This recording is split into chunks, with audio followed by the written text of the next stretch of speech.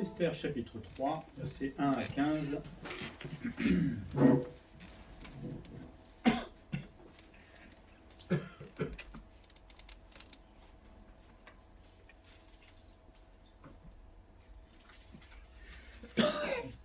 J'attends que vous trouviez. On va passer. Après ces choses, le roi Assuérus fit monter au pouvoir Haman, fils d'Hammédatha, l'Agagite. Il l'éleva en dignité et plaça son siège au-dessus de tous les chefs qui étaient auprès de lui. Tous les serviteurs du roi qui se tenaient à la porte du roi fléchissaient le genou et se prosternaient devant Haman, car tel était l'ordre du roi à son égard. Mais Mardochée ne fléchissait point le genou et ne se prosternait point. Et les serviteurs du roi qui se tenaient à la porte du roi dirent à Mardochée: pourquoi transgresses-tu l'ordre du roi? Comme ils le lui répétaient chaque jour et qu'il ne les écoutait pas, ils en informèrent Haman pour voir si Mardochée persisterait dans sa résolution, car il leur avait dit qu'il était juif. Et Haman vit que Mardochée ne fléchissait point le genou et ne se prosternait point devant lui. Il fut rempli de fureur. Mais il dédaignait de porter la main sur Mardochée seul, car on lui avait dit de quel peuple était Mardochée, et il voulut détruire le peuple de Mardochée, tous les juifs qui se trouvaient dans tout le royaume d'Assuérus. Au premier mois, qui est le mois de Nisan, la 12e année du roi Assuérus, on jeta le pur, c'est-à-dire le sort, devant Haman pour chaque jour et chaque mois, jusqu'au 12e mois, qui est le mois d'Adar. Alors Haman dit au roi Assuérus: il y a dans toutes les provinces de ton royaume un peuple dispersé et à part parmi les peuples, ayant des lois différentes de celles de tous les peuples et n'observant point les lois du roi. Il n'est pas dans l'intérêt du roi et de le laisser en repos. Si le roi le trouve bon, qu'on écrive l'ordre de le faire périr. Et je pèserai 10 000 talents d'argent entre les mains des fonctionnaires pour qu'on les porte dans le trésor du roi. Le roi ôta son anneau de la main et le remit à Haman, fils d'Hammédatha, l'Agagite, ennemi des Juifs. Et le roi dit à Haman: l'argent t'est donné, et ce peuple aussi, faisant ce que tu voudras. Les secrétaires du roi furent appelés le 13e jour du premier mois, et l'on écrivit, suivant tout ce qui fut ordonné par Haman aux satrapes du roi et aux gouverneurs de chaque province et aux chefs de chaque peuple, à chaque province selon son écriture et à chaque peuple selon sa langue. Ce fut au nom du roi Assuérus que l'on écrivit, et on scella avec l'anneau du roi. Les lettres furent envoyées par les courriers dans toutes les provinces du roi pour qu'on détruise, qu'on tue et qu'on fasse périr tous les juifs, jeunes et vieux, petits enfants et femmes, en un seul jour, le 13e du 12e mois, qui est le mois d'Adar, et pour que leurs biens soient livrés au pillage. Ces lettres renfermaient une copie de l'édit qui devait être publié dans chaque province et inviter tous les peuples à se tenir prêts pour ce jour-là. Les courriers partirent en toute hâte, d'après l'ordre du roi. L'édit fut aussi publié dans Suse, la capitale, et tandis que le roi et Haman étaient à boire, la ville de Suse était dans la consternation. On se retrouve dans un nouveau chapitre. On a vu les 2 premiers chapitres où il présentait en fait le monde dans lequel des fidèles devaient vivre.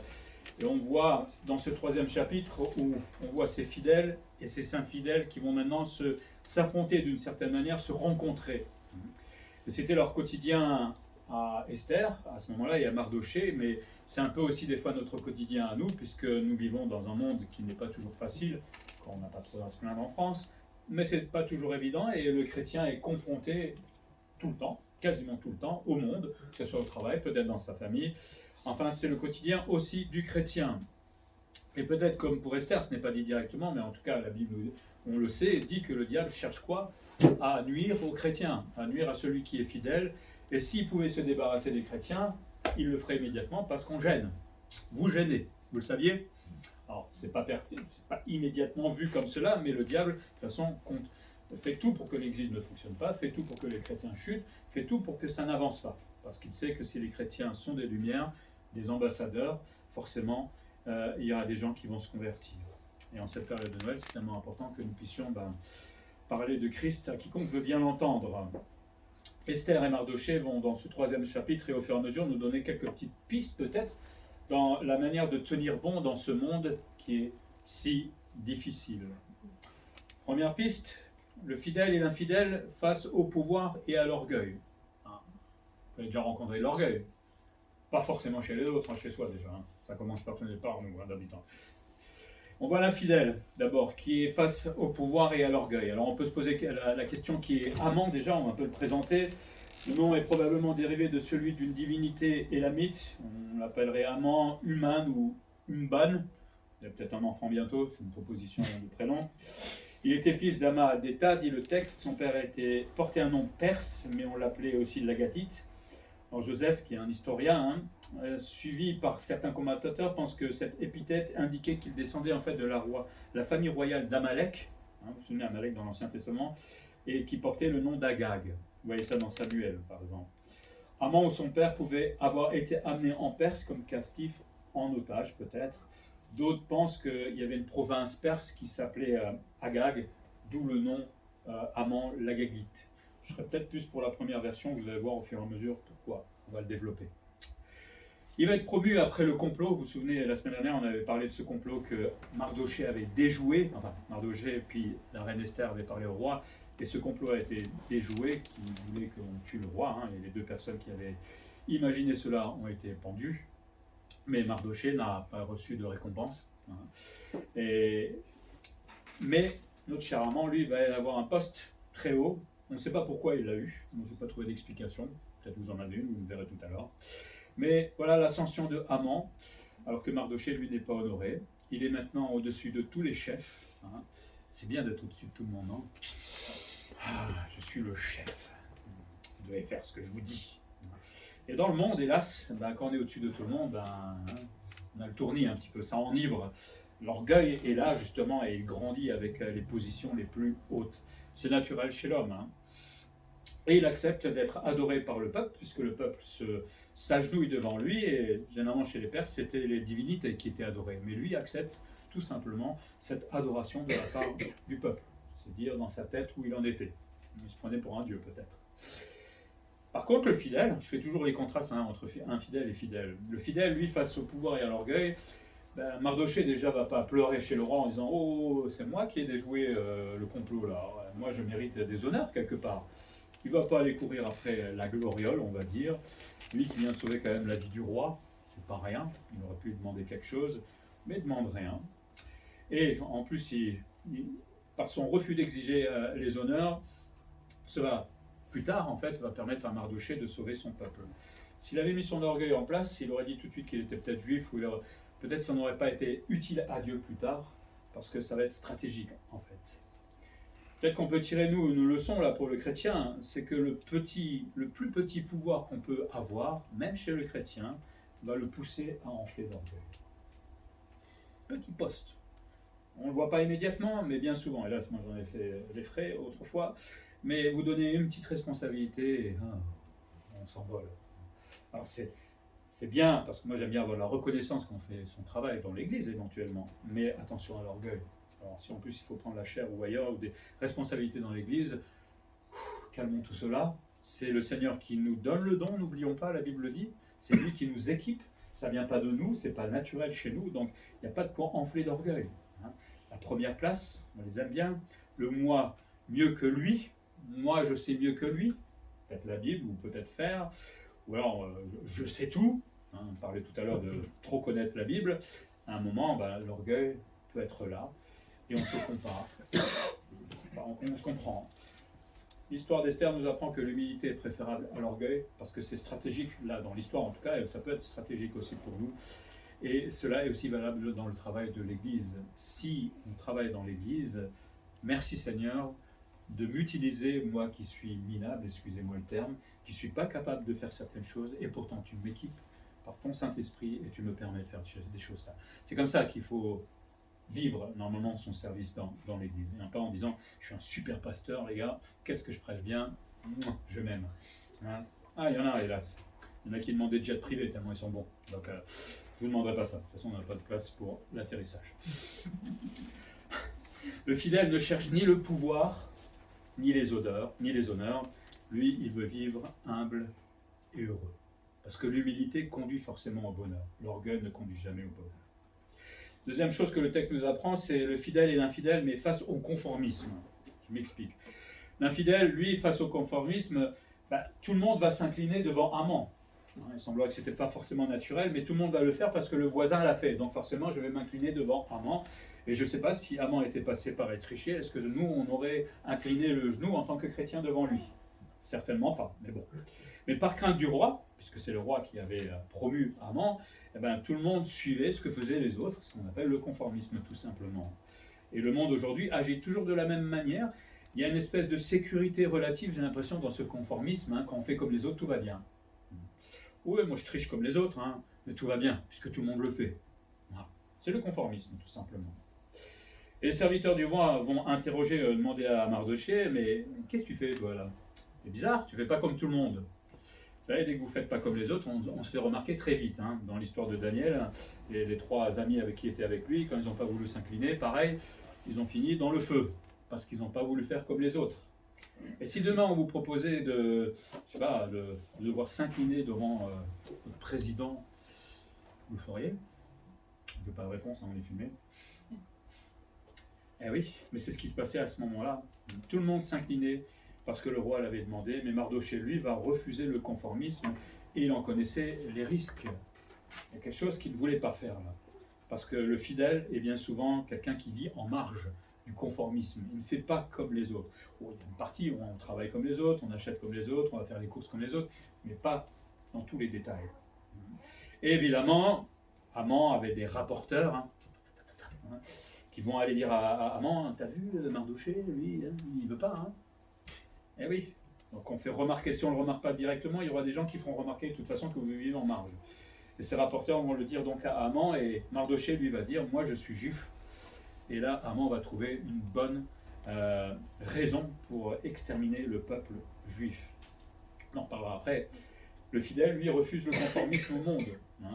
Comme Mardochée, dans Jérémie 10.2, il est écrit « Ainsi parle l'Éternel, n'imitez pas la voix des nations et ne craignez pas les signes du ciel, parce que les nations les craignent. N'imitez pas ce que fait le monde. » On n'a pas à faire, dans Jean aussi, il dit « Ne faites pas comme le monde, etc. » On n'a pas à suivre ce que fait le monde, enfin dans certaines choses en tout cas. Pourtant, il était coutumier pour un juif de se prosterner, par exemple, devant le roi. Ça ne gênait pas normalement un juif, donc Mardochée aurait pu le faire. Soit il refuse d'être idolâtre, parce que là, certainement que le fait que les gens s'agenouillaient devant Mardochée, comme on l'a dit tout à l'heure, c'est un peu le reconnaître comme un dieu. Et donc là, si le juif Mardochée s'agenouillait devant lui, ben pour lui, ça lui posait un problème. Peut-être qu'il disait là qu'il croyait quand même en Dieu aussi. On ne parle pas de Dieu dans tout le texte, mais peut-être qu'il reconnaissait là que Dieu seul méritait les honneurs. Soit parce qu'il était juif, et comme on avait dit tout à l'heure, la théorie qui disait que peut-être qu'il y avait un conflit entre les Juifs et Amalek. Vous savez que normalement il y a guerre entre Amalek et les Juifs pour toujours dans l'Ancien Testament. Et donc lui, en tant que Juif, n'allait pas s'agenouiller devant un descendant d'Amalek. Vous imaginez l'horreur pour lui. Ou alors certains pensent simplement par orgueil, parce qu'il avait fait taire son identité jusqu'à présent. Maintenant il dit qu'il est Juif, donc voilà, c'est l'orgueil. Choisissez, je ne suis pas sûr à 100%, mais en tout cas, lui, il y a quelque chose qui le gêne de s'agenouiller devant un être humain. Pour nous, en tant que chrétiens, c'est pareil, nous vivons dans du conformisme, et il ne doit pas nous entraîner, en tant que chrétiens, à faire comme les autres. C'est Noël, et on va faire comme les autres. On va faire notre petite dinde, on va faire nos repas, on n'aura pas le temps forcément pour aller à l'église, parce qu'il y a la famille, parce qu'il y a un tas de choses, et on se dit, on est chrétien. C'est du conformisme, je suis désolé de le dire. On va faire comme les autres. Déjà, Jésus n'est pas né le 25 décembre, je vous rappelle. Donc, si vous voulez vraiment fêter, ça serait plutôt en juin. Alors, je ne dis pas qu'il ne faut pas le faire, c'est pas ça, on est bien d'accord. Mais oui, la vraie priorité, parce que nous, on est capable d'être au-dessus du monde et de dire toujours « Ah, mais ils font tous pareil ». Mais si le Seigneur nous venait là et nous disait exactement ce qu'il attend de nous, peut-être qu'on rigolerait moins. À nous de discerner où on est entraîné par le conformisme, où on ne l'est pas. Le chrétien n'agit pas comme le monde, on l'a dit, il imite et suit Christ et tous ses commandements. Il imite et suit le Seigneur, tout simplement. Que ferait Jésus à Noël? C'est marrant de dire ça d'ailleurs, la première fois que j'y pense. Qu'est-ce qu'il ferait Jésus à Noël? Un repas de famille peut-être, mais je pense pendant ce repas de famille, qu'est-ce qu'il ferait? Il parlait de lui, certainement. Ah oui, c'est lui, c'est un peu compliqué. Il ouvrirait certainement la parole de Dieu, ça c'est sûr, à la mesure où c'est possible. Mais lui, il ne se gênerait pas. Il l'aurait fait de toute façon où il était n'importe où. Parce que nous, on ne devrait pas faire pareil. dans la mesure où la famille nous permettrait juste de lire peut-être un passage qu'on a lu tout à l'heure, juste lire des fois, pour rappeler le sens de Noël, ça serait tellement bien. Le fidèle refuse de faire comme le monde, il préfère donc obéir au Seigneur. Il n'y a pas de consigne sur Noël dans la Bible, mais il y a quand même des petites pistes. Troisième chose, le fidèle et l'infidèle face à la vengeance. L'infidèle, lui, se venge. Haman, certainement, par rapport à la première théorie, a une vieille rancune par rapport à Amalek, dont on parlait tout à l'heure, et peut-être que cette rancune s'est transmise de génération en génération, et aujourd'hui qu'il a l'occasion de se venger des Juifs, on va en profiter. Ça, c'est le monde. Comme il est dit, il fait partie des Agadites, descendants des Amalécites, qui autrefois avaient Agar pour roi, et vous vous souvenez que Saül, quand il avait combattu Amalek, Agar, qui fait partie d'Amalek, devait tuer Agar. Il ne va pas le faire, c'est Samuel qui va venir, il va exécuter tout simplement Agar. Et peut-être de là, cette vieille rancune qui s'est transmise au travers de l'histoire. Et on voit les fruits de cette rancune. Mardochée va devenir un prétexte pour Haman, à ce moment-là. À cause de cette vieille rancune, justement, Haman va se dire, tiens, on va se venger maintenant, et on va tuer tous les Juifs, en souvenir de ce qui s'est passé autrefois, quand Saül, le Juif, avait tué Agar, sa famille, enfin, sa descendance. Haman va donc préparer un complot, un génocide à l'encontre de tous les Juifs. Là, on peut parler d'un génocide, parce que il faut imaginer que ça allait toucher non seulement ceux qui étaient déportés en Perse, les Juifs, mais beaucoup imaginent qu'ils allaient jusqu'en Israël pour aller tuer aussi tous les Juifs là-bas. Donc c'est pas juste à l'endroit où ça se passait, mais il semblerait que le complot allait jusque vers les Juifs en Israël. Donc c'était vraiment pire peut-être que la Deuxième Guerre mondiale, ce qui se préparait là. Et là, pour Haman, la vengeance, excellent pour lui. Il aurait été content. Est-ce que Satan a essayé là peut-être de casser la sentence de Dieu, c'est-à-dire qu'il y aura guerre contre Amalek pour toujours? Le diable peut-être s'est dit, écoutez, j'ai peut-être l'occasion de casser ce que Dieu a dit. Il ne va pas y arriver, hélas. Rémi, tu peux juste appuyer sur le... Non, Rémi. Voilà, je vous ai refait simplement le petit schéma. Donc on est là en moins 474. Haman jette le sort à la 12e année, le premier mois, et puis le 12e année, le premier mois, mais le 13e jour, 13 jours après qu'il ait jeté le sort, le complot est décidé, validé par le roi.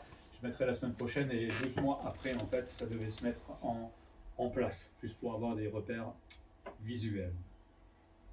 Ça, c'est l'infidèle par rapport à la vengeance. Quand l'infidèle peut se venger, il le fera. Vous savez, des fois, je regarde des films, et quand je m'arrête, des fois, je me dis, mais je suis en train de voir un gars qui fait tout pour se venger, qui tue tout le monde. Et on dit, ouais, un bon film. Ouais, mais des fois, il faut s'arrêter. Bon, après, ça vaut ce que ça vaut, mais des fois, ça m'énerve, parce qu'en fait, on est en train d'admirer un héros qui est en train de tuer tout le monde, et c'est pas du tout ce que je suis moi, normalement. Maintenant, j'essaie de regarder les bons films, mais bon, il n'y en a plus beaucoup. Mais le fidèle, lui, refuse la vengeance, et lui, plutôt, va compter, se décharger sur Dieu. Parce que la vengeance, c'est le fruit de la haine et de la rancune. Nos pardons qui sont refusés aujourd'hui vont avoir des conséquences dans le temps. Si je viens vous embêter tout à l'heure à midi, que je vous blesse sans le faire exprès, venez me voir tout de suite. Ne passez pas la semaine en disant « mais le pasteur, il m'aime pas. Il était méchant, il m'a mal parlé. Je n'ai peut-être pas compris ce qu'il voulait dire. » Et puis, après, on a peur d'aller parler peut-être à moi ou à quelqu'un d'autre. Et puis, dans le temps, les choses vont passer dans l'inconscient, mais c'est toujours là. Tant qu'il n'y a pas résolution du problème, tant qu'on n'a pas pardonné la chose, le problème est toujours là. Et on voit peut-être avec Haman, de génération à génération, le problème était toujours là. On n'en a plus forcément conscience, mais on va réagir, hélas, en fonction de ce qui est dans l'inconscient. Et si je n'ai pas pardonné à Emmanuel, peut-être que chaque fois qu'il va me dire quelque chose ou quoi, je vais le prendre mal. Et je ne vais pas comprendre pourquoi. Tout simplement parce qu'au fond, ce n'est pas réglé. Venez me voir si je vous blesse. Il n'y a aucun problème, je sais demander pardon, donc je le fais, hélas.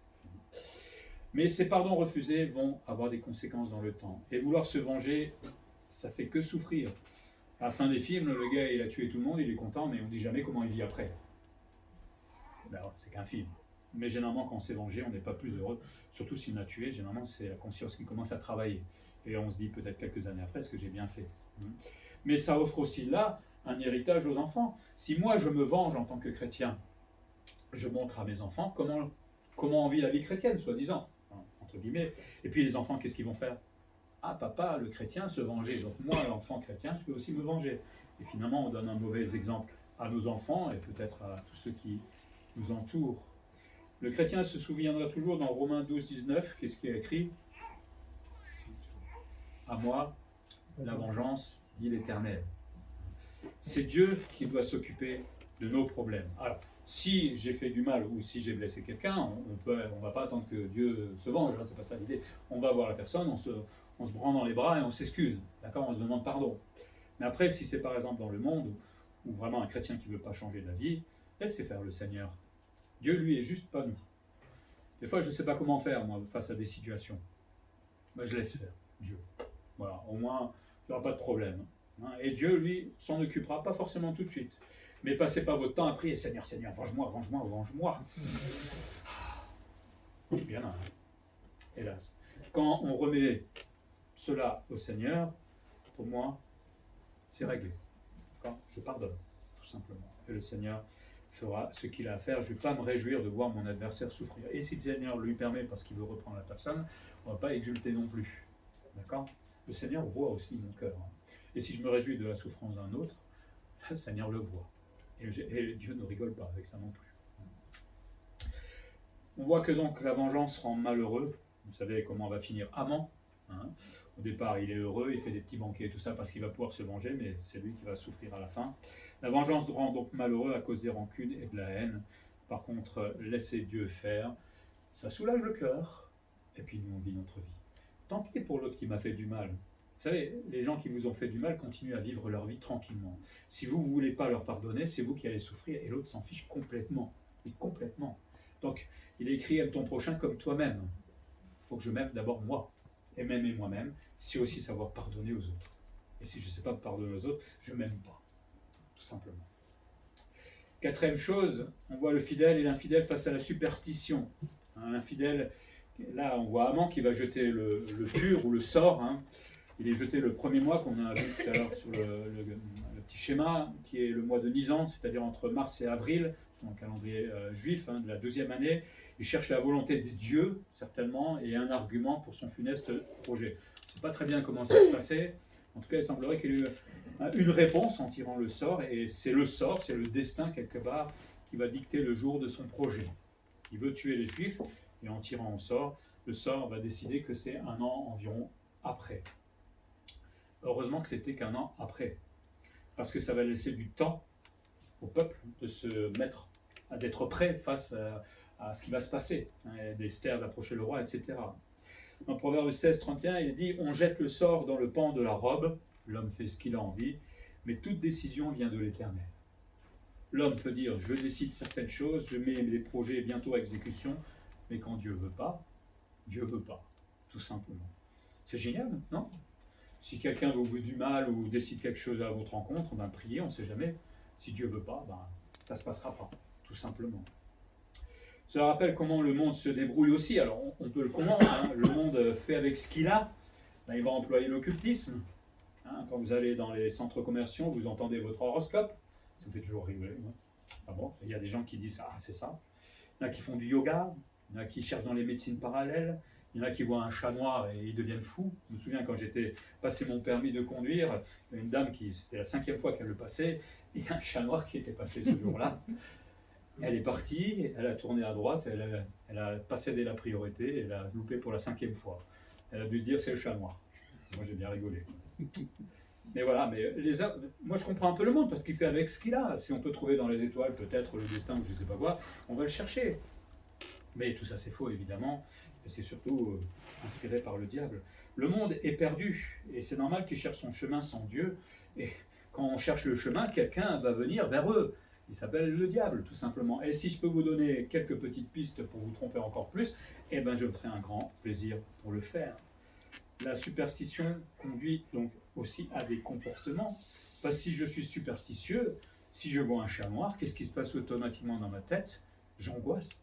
Qu'est-ce qui va se passer à cause de mon petit minou noir qui est passé là devant moi?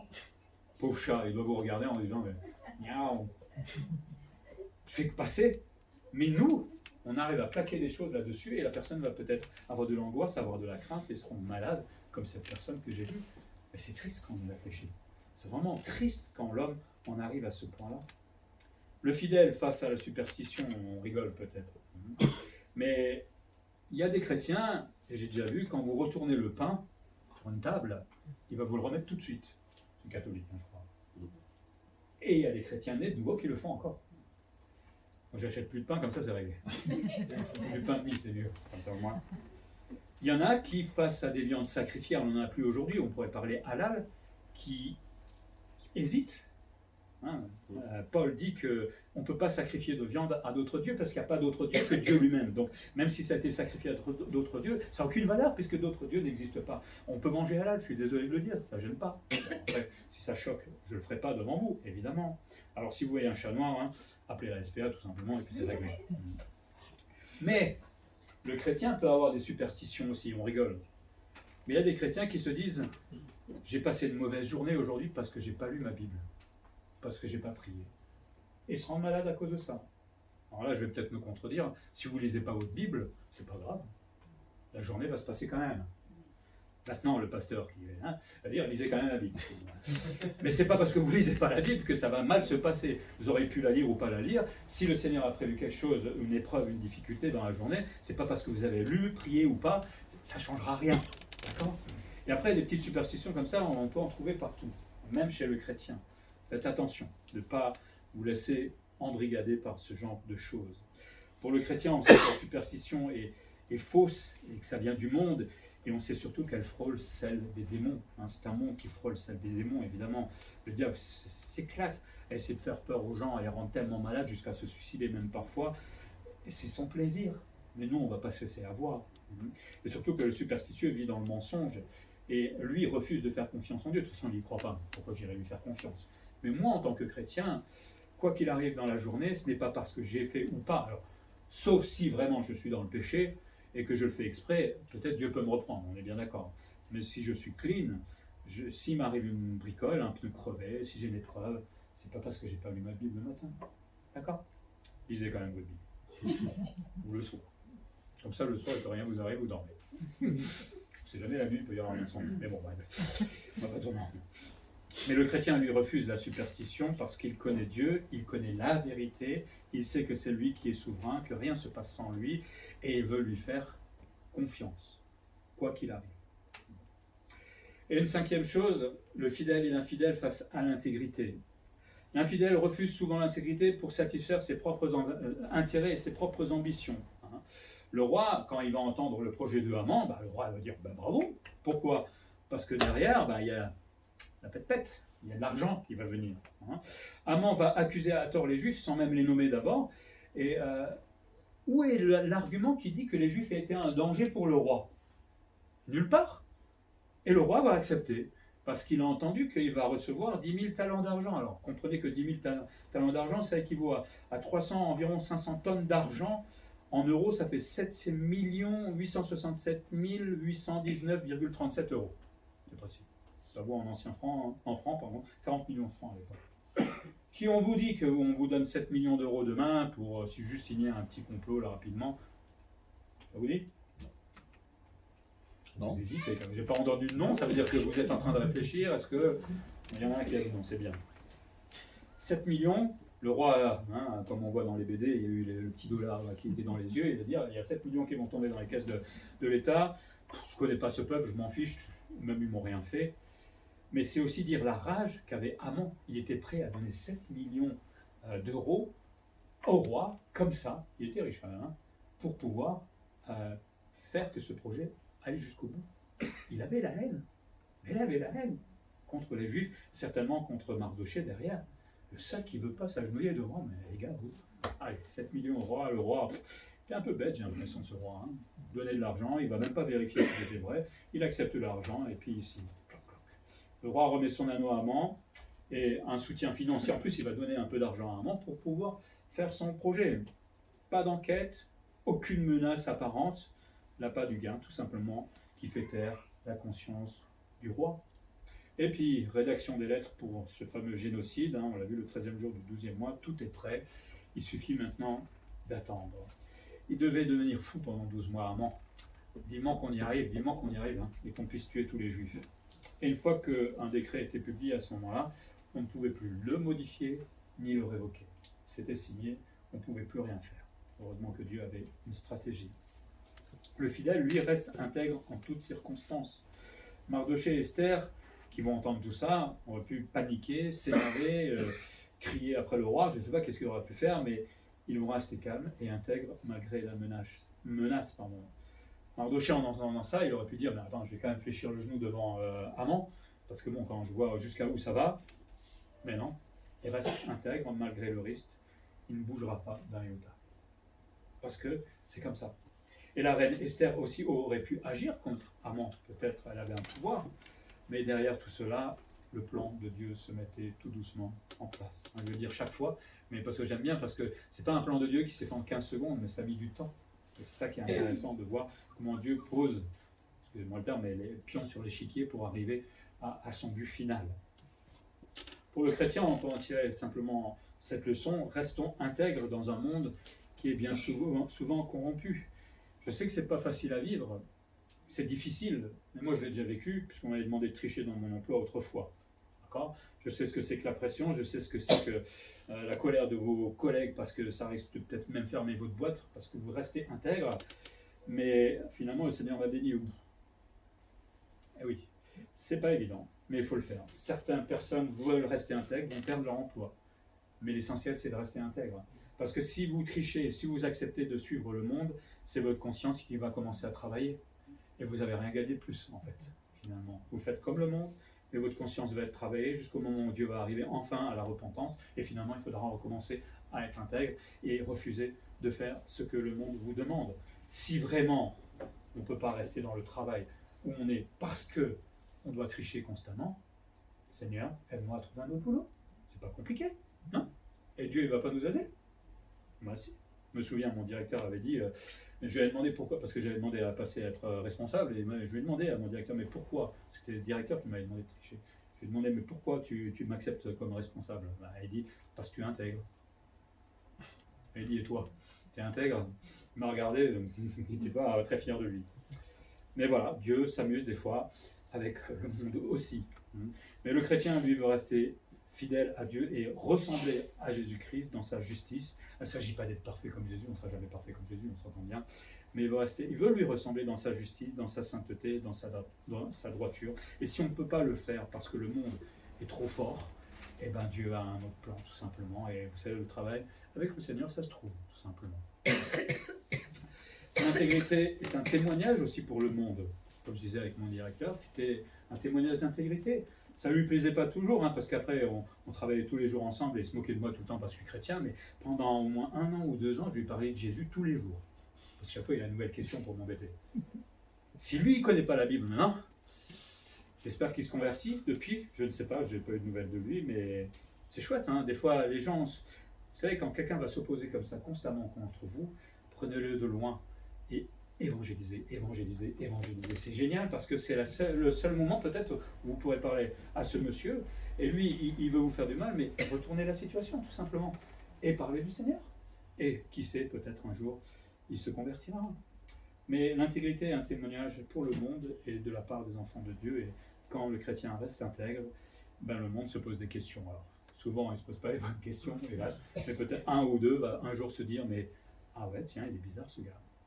J'ai eu la chance cette semaine de rencontrer un témoin de Jéhovah, enfin la chance je ne sais pas, parce que je l'entendais à un moment, on courait dans tous les sens, et puis il dit, je l'entends parler, la trompette va sonner, je ne sais pas pourquoi il m'avait dit ça, et je dis, pardon ? Il dit, tu es chrétien ? Il ne voulait pas me répondre au début, je dis, mais tu es chrétien ? Et puis, oui, enfin je suis dans une congrégation et tout ça, je dis, tu es chrétien ? Je suis chrétien. Oui, mais je suis témoin de Jéhovah. Ah d'accord, bon, j'ai rien dit de plus, parce que vous n'avez pas le temps. Mais voilà, je l'ai repéré. Maintenant, on va travailler avec lui. Bref.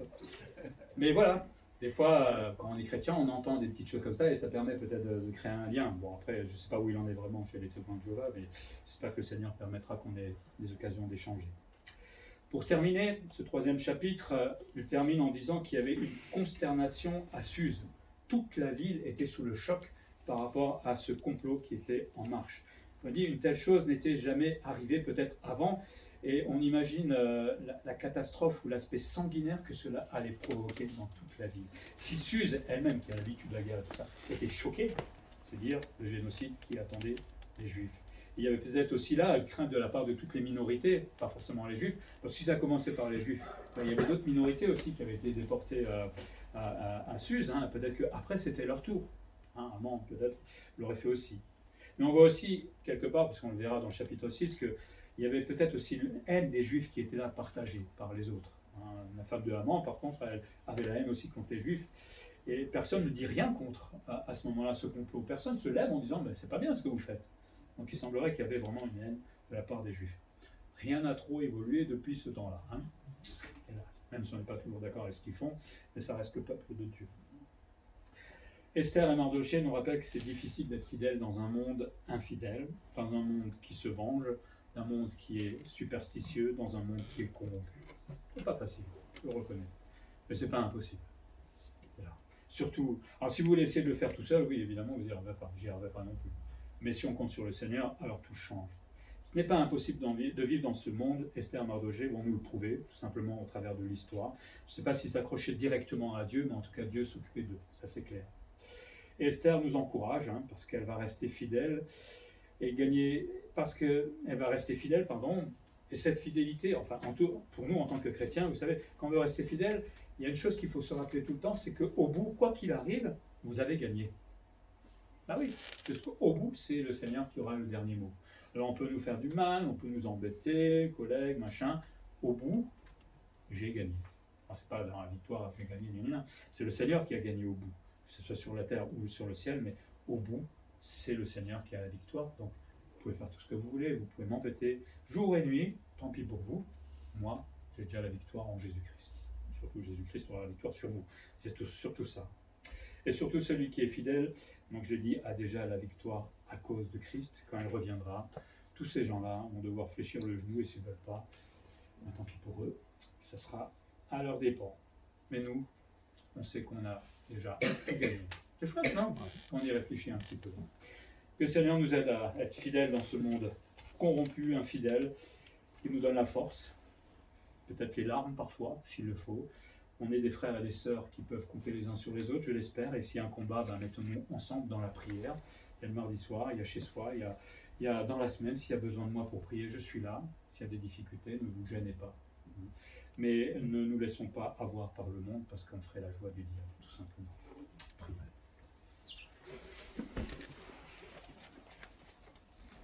Seigneur, merci pour ta parole qui est la vérité, et merci pour ce récit que tu nous as laissé. Même si on ne parle pas directement de toi, on voit là toute ta souveraineté et ton plan qui se met tout doucement en marche. Voyons ta stratégie, Seigneur, et merci pour ces personnages qui vont rester fidèles dans un monde absolument hostile et infidèle, et qui nous rappellent que nous-mêmes, en tant que chrétiens, nous devons suivre leur exemple. Ce n'est pas facile, nous l'avons dit, c'est même très difficile parfois, mais rien n'est impossible avec toi, Seigneur, et là où tout semble fermé, toi tu peux parfois ouvrir les portes, tu es le capable en tout cas, et si tu ne le permets pas, c'est que tu as aussi tes raisons. Seigneur, apprends-nous à rester fidèles, nous sommes loin d'être parfaits dans ce domaine, mais apprends-nous à l'être un peu plus chaque jour, pour te plaire, pour te ressembler, et pour montrer simplement à ce monde qu'on peut vivre différemment, qu'on peut vivre comme toi, et avoir ce témoignage justement de Jésus-Christ. Ces fêtes de Noël se préparent, Seigneur, tout doucement, et donne-nous des occasions de témoignage, de ne pas fêter la dinde, mais de fêter tout simplement Jésus-Christ, que nous puissions parler de ce Sauveur qui est né, et que nous puissions rappeler le vrai sens de Noël pour ta gloire, Seigneur, en Jésus-Christ. Amen. Amen.